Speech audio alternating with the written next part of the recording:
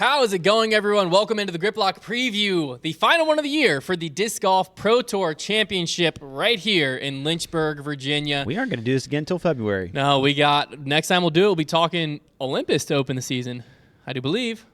Yep, unless something else crazy happens. Quite a ways away from now, so this is it. It all comes down to this, both for us and for them. The FPO field and MPO field are set, ready to rock and roll. They'll be taking on New London twice to kick things off, and then Ivy Hill twice on the weekend, mainly due to the fact that Ivy Hill is so much better for spectators. So the more spectator-heavy days they're doing at Ivy, but it goes New London, Ivy, Ivy. New London, you've seen in our videos, assuming you're Foundation fans, but it's the New London, so much more wooded track, completely different from what you've seen at Worlds last year. Players in town, early survey says the hardest course they've ever seen. Yeah. Does not seem correct by people who've played a lot of disc golf courses and have played this one a lot, but I'm imagining that it's just the first practice rounds are demoralizing them. I think anybody that has a bad practice round out there is immediately, obviously they didn't play the other New London as many times as we did either, but it is true that a lot of players are calling it like the hardest course they've ever played, and like we've played it enough to know that while it is challenging, it's not any more challenging than the old one was for us. So maybe there's just like this weird thing where pros just have more troubles, but that doesn't seem right to me. No, my prediction is it should score very similarly to old New London. I would think so. I would think a really solid round is going to be anywhere from 8 to 10 under. Hot round could push over 10 under, I think. And you're definitely going to have some pros that shoot closer to even or over par. Like, that's definitely going to be a possibility. But I'm expecting the good players to come out and be 6 under or better. That's kind of my expectation. It is wild. I guess with the shortened field, you do have like a chance of like less parity. So like if somebody does shoot hot, they could separate themselves by like 8 shots. And if somebody, if you have like not as great of a round, like you could quickly find yourself shooting up or down the leaderboard a lot. Yeah. Whereas in a field of 100 players, it's not nearly as dramatic. Well, no, what it is doing good for the Tour Championship here, starting at such a tough wooded track, is there is a realistic world where Andrew Presnell is a great example who's starting to even par. He could be one of the guys that shoots a 10 under. And it's not unbelievable for some of the guys up top to shoot 2 or 3 under, and all of a sudden after round 1, Presnell's in the lead. I think after 2 rounds, the leaderboard's going to be a jumbled up mess. I'm imagining we're going to look at this on Monday, look at the leaderboard, and it's going to look like a normal disc golf tournament. Probably, but to be fair, it already does. Well, what I'm saying right now, it's like 8, 7, 6, but like it's a chalk leaderboard. Right. I'm saying you're gonna have someone from the even par get in the mix. Is my prediction. Like I think there's gonna be it's still doable. Random it's names. Very doable. Well, not random names because you got to be very good to be here, but it's not just gonna be the chalk leaderboard. There is a stroke advantage going in. So Gannon starts at 8, Calvin at 7, yada yada yada, so on and so forth. Yada, yada. But with how tough both of these tracks are, so much separation that even the 8 strokes on the field that like Eagle McMahon's looking at, like if he comes out and plays phenomenally well, it's doable for him because Ivy Hill is no slack either. Minor changes. There's 1 or 2 big changes on it. A few, tee pads have basically changed into new holes. Basket here or there has gotten pushed uphill, stuff like that, but it should play relatively the same. I'm not expecting it to be that much more difficult, but it's still going to be very tough. It's an open golf course, lots of OB, a lot of elevation change. So, I'm very excited for this weekend. Yeah, I look for every time the pros come in and play our courses. It's really fun. Watching them break in this new London course is going to be a blast just because we've been able to attack it, but we can already just being out there and seeing some of the other pros playing it, we can tell it's going to look a lot different than what we've seen out there. So yes, should be a blast. Very much so. Now, when we're looking at this leaderboard, one thing to pick out here, Gannon Burr, not here to practice yet, has some personal things going on, so he flew home in between USDGC and the Tour Championship per his Instagram. So he will be coming in, I believe, today or tomorrow. I believe today. So he's really not going to get practice. So he's going to be playing the New London relatively blind. He might have like 1 practice round under him. But the guy 2 strokes behind him, Isaac Robinson, is the player who won Worlds out here, very comfortable, and we know he loves the New London layout, which makes perfect sense. It feels like a course built for Isaac Robinson. Yeah. So 2 strokes behind Gannon, Isaac has to be really liking his chances here. I would say for sure, as I look at that leaderboard, I see 2 players sandwiched there, Isaac and Paul, right beneath him, course designer, that are going to be very, very threatening in that group. Not being able to get as much practice on the course will be a factor with so much of the course being completely different. It's relatively intuitive, But there are little bits of nuance. Okay, hole 1, I see the gap on this par 4, but how far left do I want to be once I make it through the gap? What is the second shot going to look like? There's a lot of holes like that where, yeah, you get off the tee, but there are some things that you can learn from practice that will be very helpful out there. Some of the par 5s, how to play them, how aggressively do I go? So I look at that group of Isaac and Paul right there, somebody like Isaac who is going to fit well at this course, already has good experience at Ivy, and obviously won Worlds out there, and then Paul who has designed the courses. I think for Paul it's more of a question of like how motivated is he after a disappointing loss at USDGC.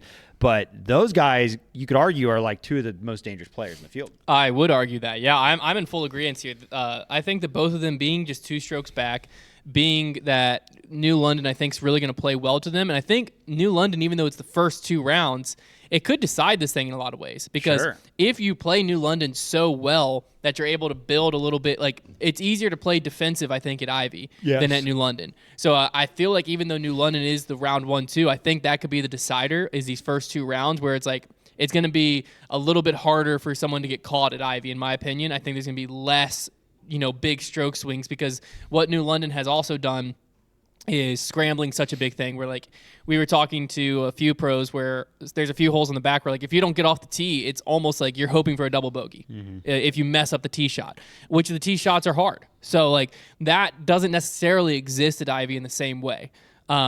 So I think that that's going to be a very interesting thing to watch for. I think that these first 2 rounds are going to tell us a lot, and I really like Isaac Robinson and Paul McBeth as I'm looking at this leaderboard, already at 6 under, already in contention there. Obviously, one thing that we are learning as we're watching pros play this, a massive sidearm is a big advantage. Certainly. We didn't really realize that because we don't see the massive sidearm lines when we play it. Yeah. But playing with enough guys that have big sidearms, it kind of is like, wow, yeah, there are a lot of landing zones that you can access way easier, holes that you can birdie that we didn't really think were that birdieable.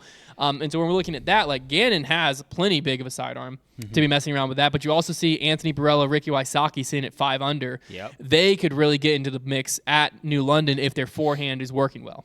Yeah, I think it's not even just the lines, but I think a lot of these players on the tighter wooded tracks go to the forehand just to make sure they're hitting initial gaps. You're obviously facing forward. You get more accurate shot a lot of the time.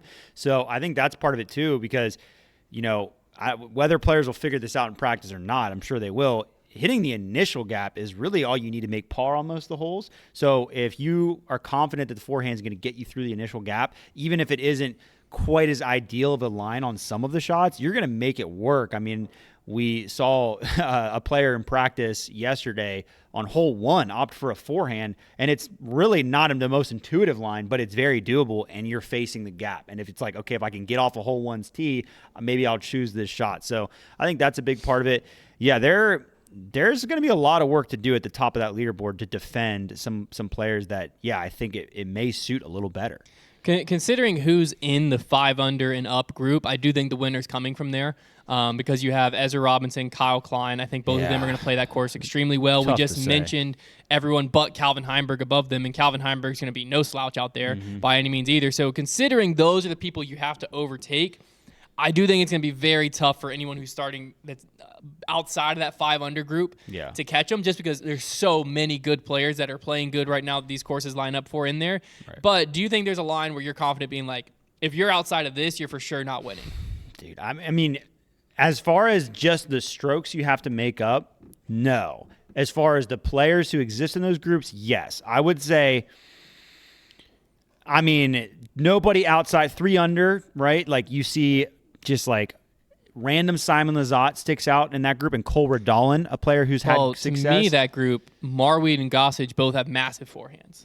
Yeah, that adds to that as well. But when I look at players who are also, you have 2 good forehands, 2 proven winners. So that 3 under, once you get beyond that, there's not really, I would be pretty confident betting against that. But 3 under and up, for sure. I mean, like you said, there should be a lot of opportunity that if you just have to get the hot round or close to it in one of your 2 rounds in New London, and then a solid one, and then you should pick up all the strokes you need to. You just got to hope the guys at the very top aren't the ones running away. Well, I mean, what the interesting thing is here is we're talking about winning, but like for a really big payday, you don't even have to win. So some of these guys are just looking like, hey, can I get into 4th place and make $7,500? Well, podium 10 grand is like, that's basically like a Pro Tour win at a normal Pro Tour. Yeah. Like that's very solid. Because if you're a player, Andrew Presnell, like I said, I think he's going to play New London very well. He's starting at even par. Well, he's 6 strokes out of $7,500. Yeah. So that's the other thing too, is like everyone gets $2,000 for showing up, but as you move up this leaderboard, every stroke matters drastically when the payout is this top heavy, because it's like if you can just get into that top echelon, that's a great way to set you up for success this offseason. Yeah. Take a lot of financial stress off of you if you are one of the players that's towards the bottom. Because obviously, like the Gannon Burrs of the world, like, yeah, 25 grand is going to be nice, but like the dude's got a great contract. His tour series does sell very well, and he wins pretty much everything in front of him. So it means a lot less than to someone towards the bottom of the leaderboard, but they obviously have a lot of work ahead of them to climb it. So I agree, though. I think the left half of this graphic I'm looking at, which is the 3 under and up group, I think the winner comes out of there. The 2 under group, you have Evan Smith, Chris Dickerson, Gavin Babcock, Corey Ellis. Those players all can play very solid. Great players on that list, but when you have to overtake the Isaac Robinson, the Kyle Klein, the Ezra Robinson, the Ezra Aderhold, the Sullivan Tipton, and not even to mention Gannon, Calvin, Paul. When you have to overtake all of those players in 4 rounds, that's where it gets to be not impossible, but very improbable. You're right. Well, I mean, if you're looking at the tour wins, obviously you have Callaway and Villman that I think are the 2 ones that qualified for wins. But beyond that, like you look at the list, is there even another? I don't think there's another winner beneath what? Like where's the lowest down winner before you get to that? It's pretty. Yeah, I think so. Yeah, 15th. Yeah. So because Simon didn't get one this year, I don't think Dickerson did. Babcock didn't. Luke Taylor didn't. Casey White didn't. Yeah, so I think it's you basically have all the guys that win the tournaments at the top. Yeah, which makes sense. Yeah, Tour Championship. So, going to be exciting though to watch it all shake down, especially at New London. I'm very excited to watch them play. Now over on FPO, I think it's a little bit more interesting because out here we had Evelina Salonen win Worlds out here last year, and she was kind of battling with Kristen. She's starting 6 strokes back of Holland Hanley. Holland, I could obviously play New London very well. Hasn't been playing well in general recently. So it's interesting when you have someone like Holland's position where she's been struggling down the stretch, be that 8 under starter, because it's not the same feeling as Gannon. Yeah. Where you're not looking at her thinking, I can't gain a few strokes on her. I mean, just last week we saw players gain way more than 8 strokes on her. Yeah. So then you're looking down like Missy Gannon, very real threat out here. Owen Scoggins, very real threat. Same thing with Silva Saarinen. I think those are the 3 leaders, in my opinion, for winning this weekend. Would you disagree? No, I mean I think the only one, Haley King was the more dangerous player towards the back, but she's not going to play. She's injured. Yes. So now when you look at it, Evelina is the bottom of where you could expect to see somebody make a comeback. And I do think with FPO and what we've seen, especially with this New London course, throw the stroke head starts out the window. This thing could fluctuate all over the place. Obviously, they always count for something, but Especially from Silva on up, 5 under and up. I mean, that is anybody's game. But it's not going to be shocking if other players like Evelina could get in the mix, even being at 2 under par. It's not crazy to think. I'm actually going to pull up the world's leaderboard because, like I said, I think New London will play relatively the same. It might play a little bit more difficult for the FPO. So looking at last year across 5 rounds, Evelina came in at 18. I think it will play more difficult for FPO, honestly. Yeah, I think it probably will. Yeah. But Evelina came in at 18. Kat Murch came in second at 16. Kristen at 13. Holland at 12. To get to Missy, only shot 9 under out here overall. Silva Saarinen actually shot 1 over. That is the thing, too. Owen Scoggins shot 2 over. So Owen lost 20 strokes to Evelina. Owen had a lot of struggles at Ivy. I remember with the distance in particular. Yes. I think players like Holland and Evelina can feast at Ivy. So that's going to be a big part of their game, is just hanging on at New London. Holland actually played very well at the old New London, but like I'm saying, I think that she had the hot round, I think. What allowed her to play so well, especially that opening round where she shot 10 under, what allowed her to play so well, in my opinion, is gone from the course. Yeah, and she will, and even at Ivy, That's when she kind of faded in the tournament, but it wasn't because it didn't make sense for her game. She just started playing poorly. Yeah. Like, that's kind of unfortunately been a theme for her. So it will be interesting. I do think that just looking at what happened at Worlds last year and looking at dangerous players, I do think Evelina Salonen is definitely one to look out for because while Missy Gannon and Silva passed the eye test for these courses, you can't ignore what happened at Worlds last year. No. They did not play good at all. And if you look at it from that standpoint, well, if Evelina does what she did at Worlds, like, yeah, Kat Merch was 2 behind her, and she'll be 1 ahead of her here. So that's within 1 if Kat Merch is able to do the same thing. Like, this could get very interesting very quickly. And I'm imagining the leaderboard is going to look completely different after round 1, in my opinion, because I think the opening round at New London's really going to shake things up. And yeah, I think I'm probably willing to do the same thing and say the 2 under group, which ends with Cadence Burge, Evelina, Hannah Wynn, Katrina Allen. I mean, there's no I don't think someone outside of that wins. Yeah. The 1 under is Rebecca Cox, Annika Steen, Hannah Blommers, Jessica Gerthy. But it's the same thing of like one of them could very easily get into 4th place, which for both fields is still that $7,500 threshold, both fields. And the thing with FPO that's going to be interesting is historically what we've seen is you have these – either it's a break at 2nd or a break at 3rd where there's like 8 to 10 strokes ahead of the rest of the field. Yeah. And when you look at it that way, well, it's like that 4th place, $7,500 is one heck of a payout. No, it's like playing for first. You might legit be 15 strokes out of the win and be in that $7,500 payout. So when you look at it from that standpoint, I think all of them are in that. Yeah. And that's what's going to be very exciting down the stretch is like 1st and 2nd might get decided relatively quick at New London. I don't know. But there's going to be a lot of drama down the stretch because like some of these putts could literally be worth, I mean, from 2nd to 4th, that could be 2 strokes and that's $7,500. So much money on putts, man. So much money. Yeah. Yeah. And it's tough. It's like it's also going to be interesting because they're going to be playing Ivy Sunday, possibly in rain, which will be interesting to watch too. Yeah. So crazy. Well, yeah, that's really there's not too much to talk about because I think the stroke head start adds to the drama in a way, but takes out some of the drama players, because it takes out a lot of players to run through. I do think that all of the players that you would expect to win are well within striking distance. It's the stroke head start is almost negligible when you're looking at how hard New London's going to play and how mentally draining New London is because players are coming in. Most of them didn't show up till Tuesday. They're only going to get like 1 practice round each course, and they're going in semi-blind. Yeah. And that's going to be tough. It's going to be tough. They know Ivy. They don't know New London. It wouldn't surprise me if some players are electing not to practice Ivy because they know it from Worlds last year and just, I got to get my eyes on New London more.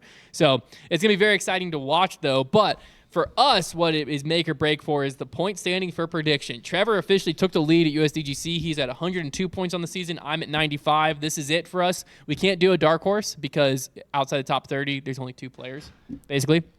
So no dark horse picks here. It's just head-to-head, predicting the top 3. So I want to make one quick change, but then I will have them written down so you know I can't play defense. Because obviously that would just take the fun. I've got mine locked in. Okay. So I'm ready to rock and roll. I only have one thing I want to change. I'll go ahead with MPO if you're ready for me. Yeah. MPO, I'm taking Isaac Robinson to win it. I think that's kind of the obvious pick in my opinion. Okay. But obviously I got to put Gannon Burr in 2nd. And then I'm putting Paul McBeth in 3rd. That's my 1, 2, 3. Yeah. So Isaac makes a lot of sense, but I haven't been quite confident enough in the golf he's played as of late. So I'll probably get burned for this one, but I'm going to leave him out. I'm going to take Gannon to win. I'm going to take Calvin in 2nd. Nice. And I'm going to take Paul in 3rd. Okay, so there's some parity there. What about your FPO? FPO, we're going to go Missy to win, Silva in 2nd, Holland in 3rd. Okay. So leave any room. A little bit of parity here. I'm going to go Missy to win, big money Missy. You know what? Just for the sake of having an outside separation. shot, I'm going to go Evelina 2nd and Own 3rd. Okay, so there's Missy, Evelina, Own, Isaac, Gannon, yeah, Paul. you have Gannon in a different spot, Isaac, who I don't have at all, Evelina and Own, who I don't have at all. So you can definitely I have a win. chance. Yeah. I have a chance at it, but that's going to wrap it up. Tune in this weekend, whether you're in person or watching online. Catch all of the disc golf before the offseason. Because then, hey, starting next week, the offseason kicks off, which also means Imposter Disc Golf kicks off next Thursday. Make sure you tune in for that. But this is it. The Disc Golf Pro Tour Championship is here, and we'll break down all the storylines, everything that went down on Monday.